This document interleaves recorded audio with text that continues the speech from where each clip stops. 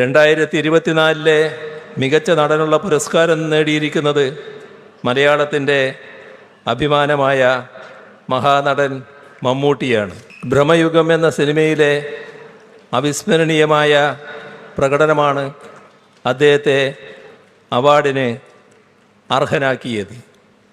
Oscar പുരസ്കാരം നൽകുന്ന academy of motion picture arts and സയൻസിൻ്റെ മ്യൂസിയം പ്രത്യേക പ്രദർശനത്തിനായി തിരഞ്ഞെടുത്ത ഏക ഇന്ത്യൻ സിനിമയാണ് ഭ്രമയുഗം.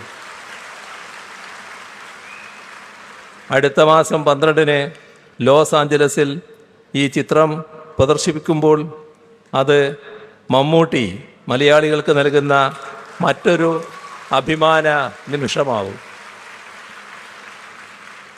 അദ്ദേഹത്തെ പത്മഭൂഷൺ നൽകി രാജ്യം ആദരിച്ചിരിക്കുന്നു.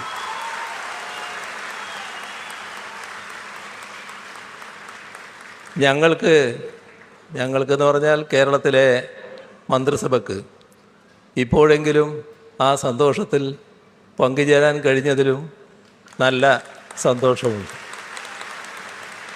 കാരണം കഴിഞ്ഞ കുറേ വർഷങ്ങളായി ഞങ്ങൾ ഈ ശുപാർശ ഇങ്ങനെ നൽകിക്കൊണ്ടിരിക്കുന്നുണ്ടായിരുന്നു. പത്മഭൂഷൺ മമ്മൂട്ടിക്ക് നൽകണം എന്ന ശുപാർശ. എല്ലാറ്റിനും അതിൻ്റേതായ കാലമുണ്ടല്ലോ. ഏതായാലും ഇപ്പോൾ അത് നൽകി എന്നത് ഏറ്റവും സന്തോഷകരമായ കാര്യമാണ്.